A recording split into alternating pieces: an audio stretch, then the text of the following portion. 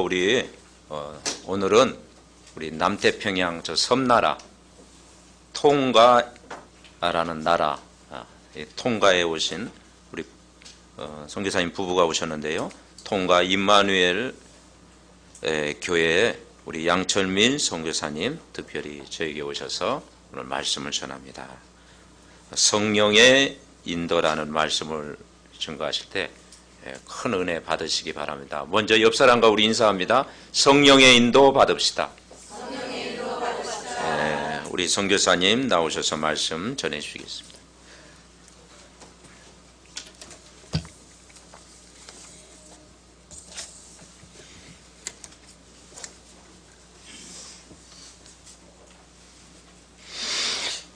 우리 최 목사님께서 중화전도학교 관계로 통가에 오셔서 교인들이 많이 은혜 받고 어떤 교인들은 목사님들이 메시지를 평가하는 건 아니지만 나름대로 또 받는 어떤 느낌이나 감도라는 게 있지 않습니까? 여러 목사님 다녀가셨는데 정말로 은혜된다, 정말로 마음 깊이 새겨진다, 그렇게 이야기하는 분도 계셨고, 제가 그때 예배를 인도하면서 교인들에게 잠깐 이런 이야기 했습니다. 오늘 이 시간 저 개인적인 감정과 느낌인지 몰라도 성령이 막 폭포수처럼 쏟아 부어진다는 느낌이 듭니다. 그래까지 강구를 했거든요.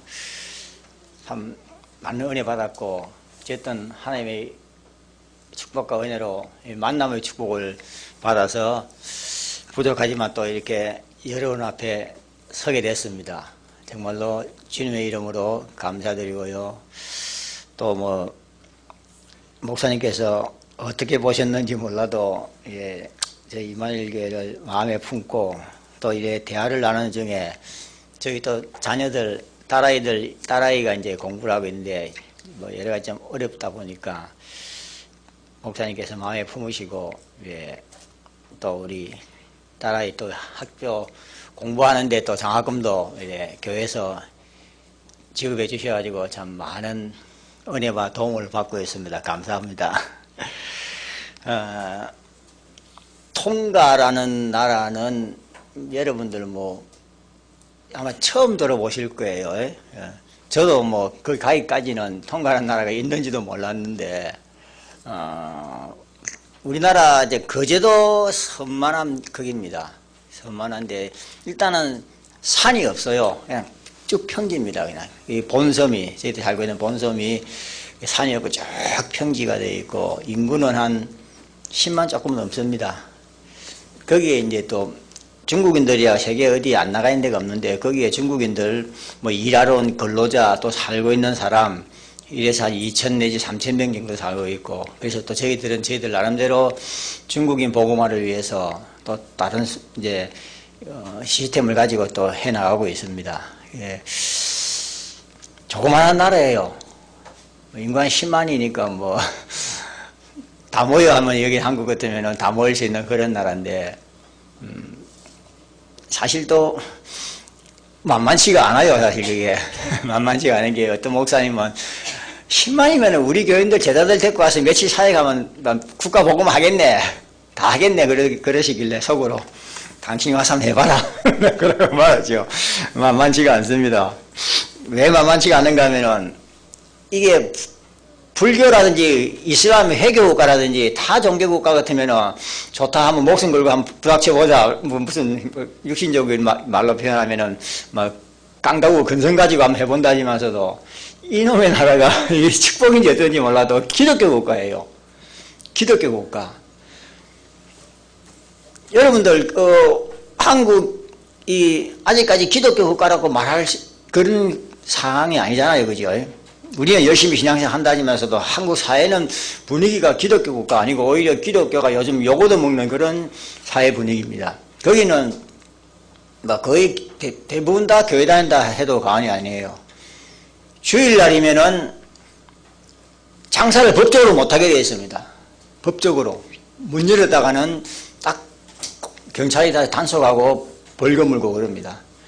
그런데 돈에 수리가 밝은 중국인들은 몰래 손님 오면 문 열고 뭐 팔고 그러거든요. 그거 몇 푼 안 되는 거 팔아봤자 얼마 된다고 몰래 문 열고 팔고 그래요. 그걸 알고 또 통과 경찰들이 일반인으로 가장해가 와가지고 문을 탁탁 두드리면서 물건 팔아라 그래요.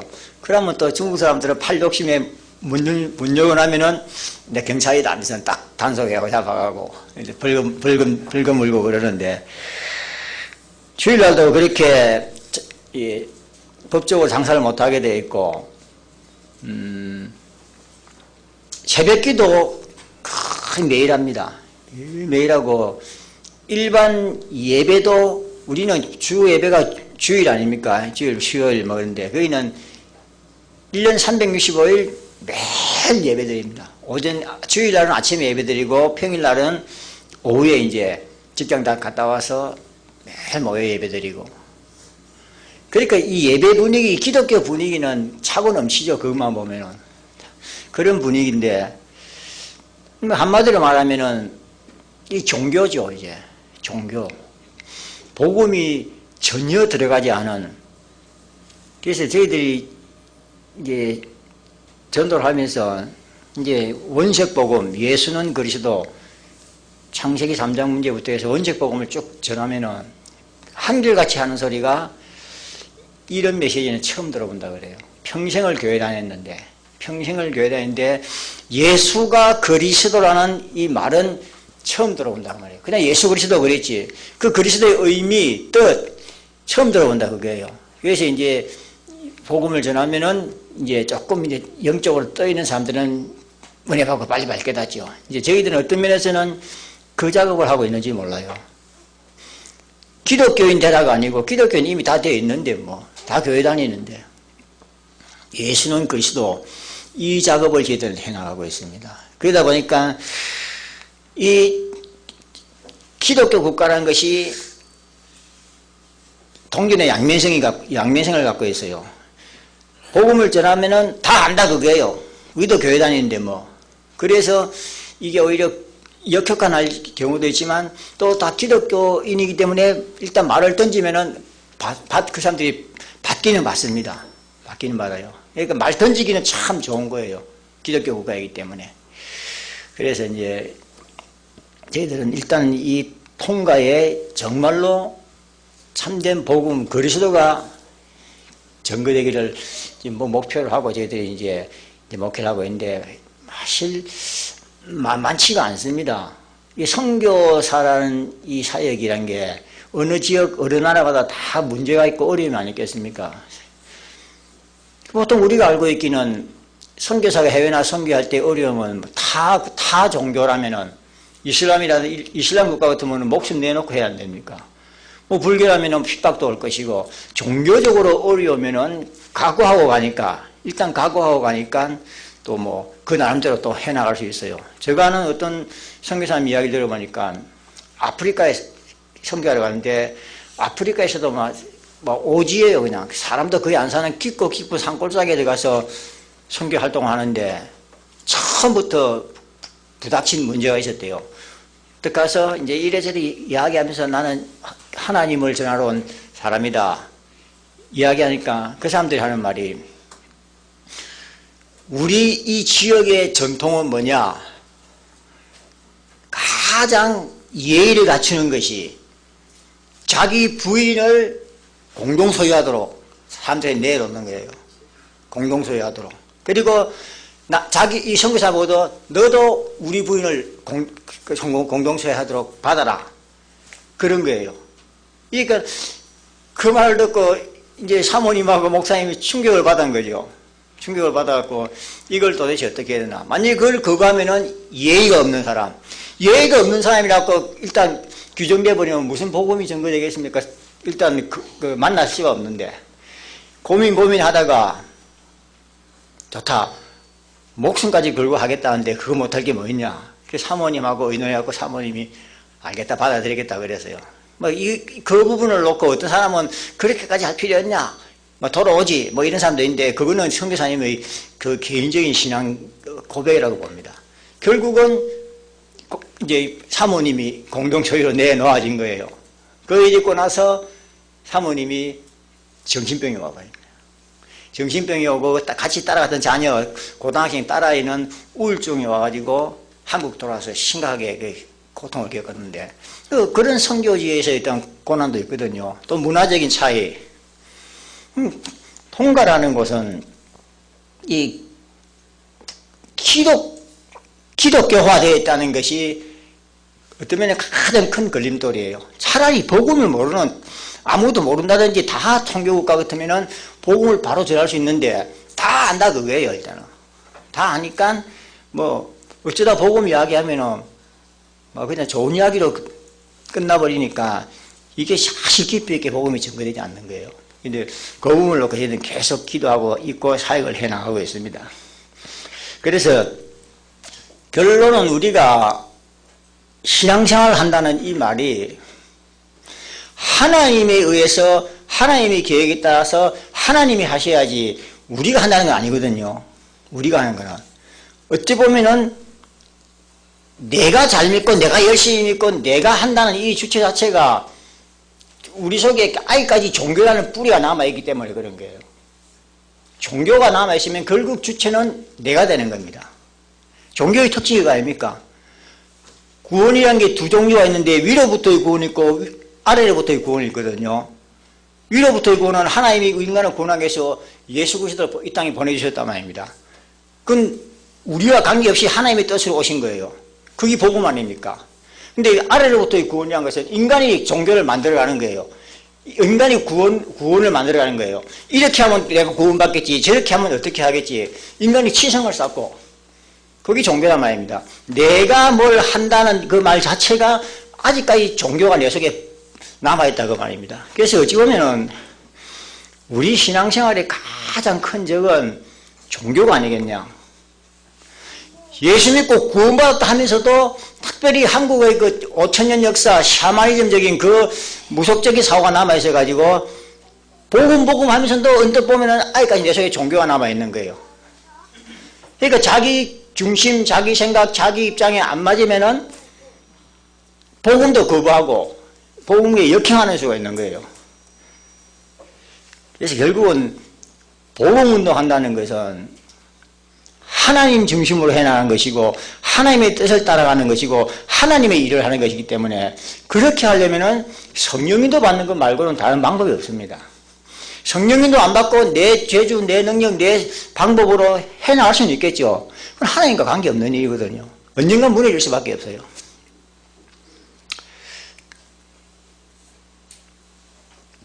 우리 인간은요 보면은 이 땅에 태어나서 할 일은 크게 딱 두 가지밖에 없다고 봐요. 불신자들이 할 일이 얼마나 많겠습니까?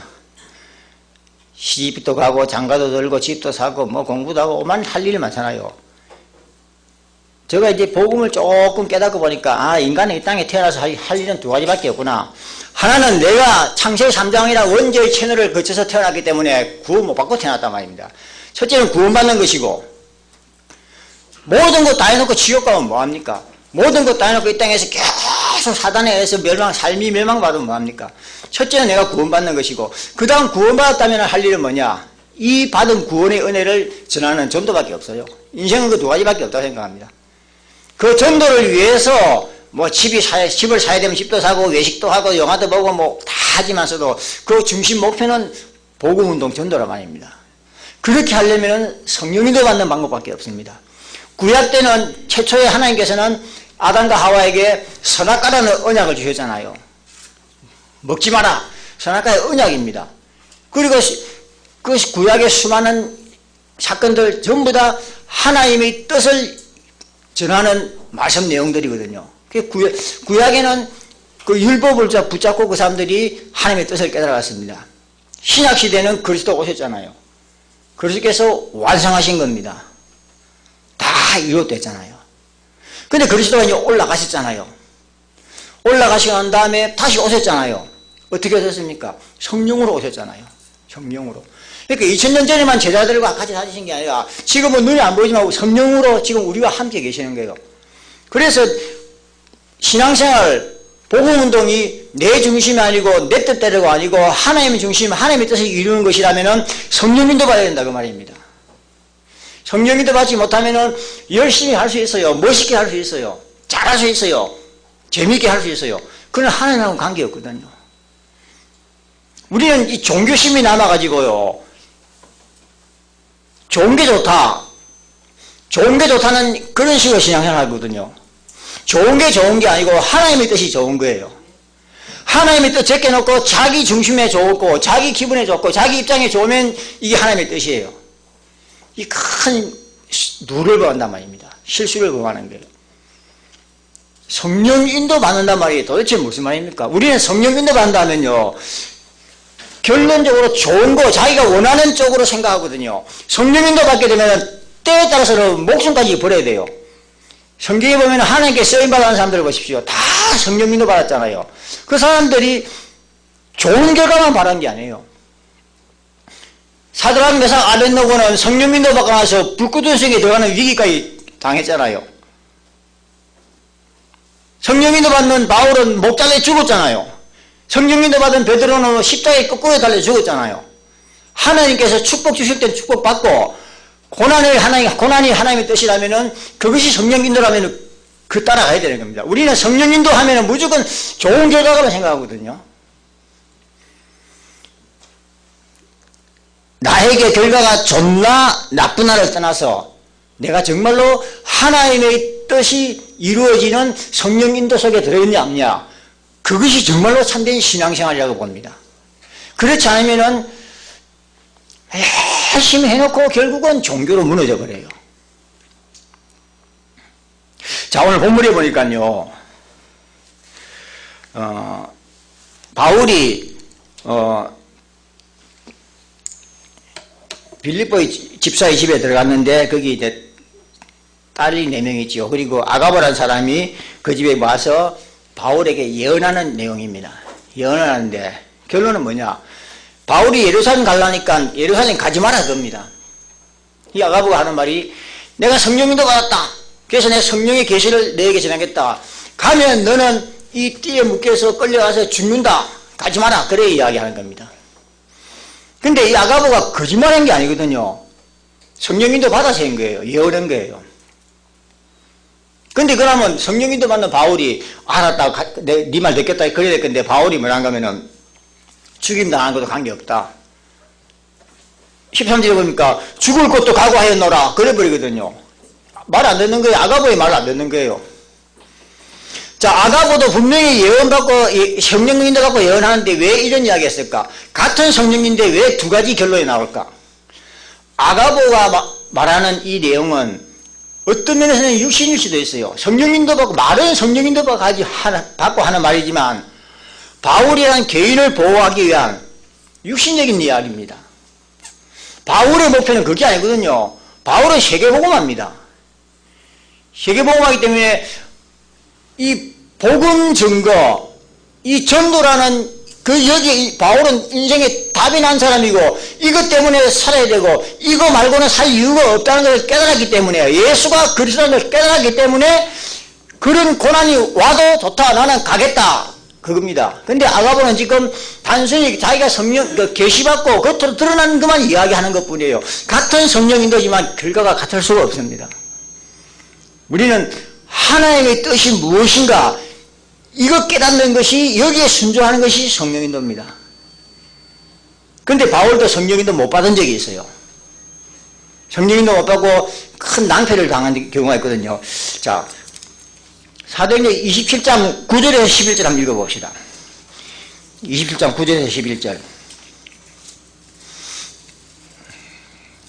한 목소리로 한번 같이 읽어봅시다. 9절에서 11절 시작. 여러 날이 걸려 금식하는 절기가 이미 지났으므로 항해하기가 위태한지라 바울이 그들을 권하여 말하되, 여러분이여 내가 보니 이번 항해가 하물과 배만 아니라 우리 생명에도 타격과 많은 손해를 끼치리라 하되, 백부장이 선장과 선주의 말을 바울의 말보다 더 믿더라. 자, 바울이 지금 제수로 로마로 압송돼 가는 과정이거든요. 근데 바울이 선주 보고 이야기합니다. 내가 하나님의 성령인도 받고 이야기하는데 항해 우선 멈추자 그럽니다. 멈추자. 왜냐? 분명히 가는 도중에 풍랑을 만나가지고 우리의 어려움을 겪게 될 것이다. 그렇게 이야기합니다. 그러니까 선장은 선주의 말을 들어야 되니까, 선주도 그 말 듣고 선장이 또 물어보잖아요. 당신 항해 경험에 가면은 폭풍 만날 거 없나니까 선장이 하는 말이, 내가 이 백기를 얼마나 다녔는데 이때는 지금 폭풍이 온 때가 아니다. 괜찮다. 그러면서 바울의 말을 교역합니다. 그래서 항해하잖아요. 자, 누가 성령인도 받았습니까? 가지 말자는 바울이 성령인도 받았습니까? 그 말을 거부하고 가는 선주가 성령인도 받았습니까? 자, 결과만 보고 우리는 이야기하거든요. 결과를 볼 때는 풍랑 만났잖아요. 풍랑 만나고 위기를 겪었잖아요. 그걸 보고 와라. 바울의 말 들었으면 그 어려움 안 겪었을 거 아니냐. 바울이 성령인도 받은 거 아니냐. 선주와 선장이 성령인도 받은 겁니다. 하나님의 계획은 뭐냐? 바울을 폭풍 풍랑 속으로 모아 넣는 겁니다. 그게 하나님의 계획이었거든요. 우리는 결과만 보고 좋은 것만 성령 인도를 하는데, 하나님은 그들을 풍랑 속으로 몰아넣어야만 거기 타고 있는 제수 군인들 127명에게 복음을 전할 수 있단 말입니다. 폭풍이 오니까 어땠습니까? 선장도 선주도 군인도 꼼짝 못해요. 그때 바울이 나오잖아요. 봐라, 내가 가지 말자 할 때 안 갔으면 될 거 아니냐. 이 말은 출발한 것이 잘못됐다는 말보다는 이제 바울에게 말의 권위였었다 그 말입니다. 바울이 예언했으니까. 그러니까 사람들이 바울의 말을 듣기 시작하는 거예요. 하나님은 폭풍 속으로 몰아넣어가지고 거기 타고 있는 127명에게 복음을 전할 계획이었습니다. 만일 바울의 말도 안 갔으면 어떻게 됩니까? 안 갔으면 이들이 복음 들을 이유가 없죠. 복음 들을 기회가 없잖아요. 편안히 있다 그냥 로마로 끌려갔겠죠. 그런데 더 큰 하나님의 계획이 뭐냐? 그 폭풍 속에서 하나님이 바울에게 하시는 말씀, 바울아 두려워 말라. 네가 가이사 앞에 서야 하리라. 풍랑 안 만났으면 바울아 두려워 말라 이 말을 바울이 메시지를 받았겠습니까? 바울이 인생 중에 가장 위대한 메시지, 바울에게 가장 중요한 메시지, 바울아 두려워 말라 네가 가이사 앞에 서야 하리라. 이 세계복음화거든요. 하나님은 바울에게 세계복음화 이 사명을 주기 위해서 풍랑 속으로 모아넣은 겁니다. 선주와 선장이 성령인도 받았기 때문에 배는 깨어지고 고난당하지만 결국 바울의 그 선교의 사명을 감당할 수 있는 귀한 시간이 되어버린 거예요. 우리는 성령인도 하면은 그냥 뭐랄까 결과가 좋은 거, 내 뜻대로 된 거, 내 기도가 응답된 거, 그게 성령인도를 하는데 그럴 수도 있죠. 그럴 수도 있지만 주 핵심의 성령인도의 내용은 하나님의 뜻이 이루어지는 겁니다. 그래서 우리는 늘 기도가 성령인도 주옵소서. 유목사님 말씀도 입술에 성령 충만 주시고 생각에 성령 충만 주시고 경지에 성령 충만 주시고 그래 기도하라잖아요. 이제 우리 연세 드신 분들 나는 나이가 많아서 뭐 이 나이에 뭐 전도도 못하고 뭐도 못하고 막 그런 분도 많아요. 괜찮아요. 하나님께서 성령인도 하시면요 그분의 형편과 입장에 따라서 다 전도의 문을 열어주십니다. 며느리한테 잔소리하지 마시고 너 교회 다니라. 그것도 성령인도 받은 거예요. 시어머니 시아버지 터시한다고 잔소리하고 그래 되면 그게는 절대 그 며느리랑 사이에게 복음 전할 문이 안 열리겠죠. 기도해 보세요. 하나님, 내 남은 인생 이제 이 남은 인생이 어떻게 하면 하나님이 원하시는 쪽으로 쓰임받는 삶이 되겠습니까? 뭘 하려고 하기 이전에 하나님의 뜻을 먼저 묻는 게 중요한 겁니다. 하나님의 뜻을 묻는 게. 근데 보통 연세 드시면 이제 노후 즐기고 편안히 살다가 편안히 아프지 않고 죽는 게 소원이다. 보통 사람 연세 드신 분들 그러잖아요. 마지막 하는 순간까지라도 하나님이 내 인생에 남은 인생에 하시고자 하시는 일이 무엇입니까? 기도해 보세요. 하나님께서 분명히 여러분들의 입장과 형편과 처지에 맞게 분명히 일을 주십니다. 자, 이처럼 우리는 하나님께 기도함으로써 성령 인도 받아야 되는데 어떻게 하면 성령 인도 받을 수 있는가? 어떻게 하면 성령 인도를 받을 수 있는가? 한국 교회는 성령에 대한 인식이 조금 잘못된 부분이 많아요. 성령에 대한 인식이 결국은 한국 교회는 신비주의, 기복주의로 빠져나가 버렸거든요. 여기 성령 충만 받았다, 성령 인도 받았다면 불 받고 능력 받고 예언하고 말 병거치고 이상한 무당 푸닥거리 하는 식으로 이 변질돼 버렸어요. 성령 인도는 그리스도 충만 아닙니까? 성령 충만은 하나님 충만 아닙니까? 그렇다면 하나님의 영이 내 속에 들어오시면요, 하나님의 일을 생각하고 계획하고 하나님의 일을 증거할 수 있다고 말입니다. 어떻게 하면 그럼 내가 성령 충만 받는가? 결론은 딴 거 없어요. 갈라디아서 2장 20절입니다. 나를 비우면 돼요. 나를 죽이면 돼요. 하나님이 나를 통해서 역사하시려 하는데 아직도 내 자아가 살아남아 있거든요. 아직도 내 생각이 살아있고 내 주장이 살아있고, 나를 비운다는 게 이게 자칫 잘못하면 불교식으로 돼버리거든요. 불교식으로. 법정설이 말하는 말, 무소유. 그건 아니잖아요. 불교식으로 나를 비우는 건요, 어떤 면에서는 자포자기입니다. 이것도 회복 안 되고 저것도 안 되고 해보고 다 인생 덧없다, 소용없다, 필요없다. 어찌 보면은 뭐랄까 현실 도피일 수도 있어요. 성경이 말하는, 바울이 말하는 갈라디아서 2장 20절, 이 말은 이제는 바울이 자기가 인생을 살아보니까 자기의 자신의 삶 속에 수많은 어떤 과정도 있었고 세상 좋은 배경 다 있었지만 그리스도 복음 증거하는 거 이거 말고는 내 인생이 살아갈 이유가 없다는 걸 깨닫고 난 다음에 하는 겁니다. 깨닫고 나니까 자기의 가진 거 다 배설물로 여기는 거예요. 다 버리니까 하나님이 들어오셔서 역사하시는 거예요. 성령 충만 받는 이외에는 정말로 우리는 세계복음화 이렇게 잘못하면 구호가 될 수 있어요. 성령 충만이 돼야 하나님이 내 입장, 내 형편, 우리 교회 상황에서 어떻게 역사하실까? 이게 자칫 잘못하면 좋은 게 좋다 이런 식으로 신앙생활 해버리면 하나님의 뜻도 물어보지 않고 자기 생각으로 다 결론 내버리기 쉽거든요. 이제 통과 우리 교인들의 이제 신앙 수준이랄까, 그게 보면은 큰 종교적인 수준이기 때문에 이 성령 충만이라든지 성령 인도 받는 이 개념이 굉장히 희박해요. 그래서 이 교회에 나오는 거는 뭐랄까 그냥 습관적으로 나오죠. 습관적으로 나와서 그냥 습관적으로 예배드리고, 그리고 그들이 듣는 메시지라는 것은 그냥 당장 귀에 듣기 좋은 소리. 그래서 제가 물어봅니다. 너네들 지난주에 목사님 설교 내용이 뭐냐? 대부분 이야기하는 게 목사님 메시지가 착하게 살아라, 바르게 살아라, 이웃과 화목하게 살아라. 주로 윤리와 도덕, 육신적인 메시지거든요. 그러한 메시지를 듣기 위해서 오고 그런 식으로 평생을 훈련받다 보니까 육신으로만 가득 차 있지 성령 인도 받는 개념과 방법을 몰라요. 결국은 성령 인도 받는 게 무슨 어떤 특별한 무슨 테크닉이라든지 특별한 무슨 어떤 기능을 말하는 것이 아니라 내 자신을 비우는 겁니다. 내 자신을 완전히 하나님 앞에 내려놓는 겁니다. 그래서 그거 보고 오직 예수라는 거거든요. 오직 예수 될 때 내 자신이 없어지는 거예요. 하나님께서는 지금 사람을 쓰시려고, 주의 제자로서 쓰시려고 사람을 찾는데 다 자기 것으로 가득 차 있거든요. 하나님이 영을 부어줄래야 자기 것으로 가득 차 있기 때문에 들어갈 틈이 없는 거예요.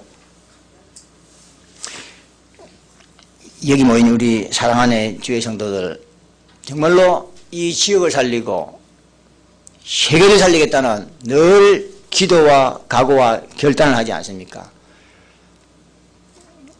이 말씀이 여러분 속에 깊이 새겨진다면 주님, 정말로 내 가정과 내 지역과 세계를 살리기 위해서 오늘도 나를 비우게 하옵소서. 오늘도 나를 갈라디아 2장 10절 십자가에 나를 못 박게 하옵소서. 그 고백이 되어질 때 하나님께서 그 속에서 역사하실 것이고, 그러한 여러분을 하나님은 진정 세계복음화 일꾼으로 쓰실 것이라 믿습니다. 기도하겠습니다. 하나님 아버지, 우리는 지금까지 우리 것 가지고 세계복음화 한다고 이리저리 설치고 다녔습니다. 우리의 중심, 우리의 모든 생각 정말로 내려놓고 십자가에 못 박는 죄들 되게 하옵소서. 결과만 좋고 내 입장과 내 형편에만 맞으면 성령 인도라고 했던 이 잘못된 착각을 버리게 하옵시고, 성령 인도의 결과가 나에게 어떻게 다가오다 할지라도 그것이 나에게 어떠한 불리함과 고통이 된다 할지라도 아멘하고 받을 수 있는 저희들 되어 정말로 하나님의 뜻을 이루는 저희들 되게 하여 주시옵소서. 그리스도 되시는 예수님의 이름으로 기도드립니다. 아멘.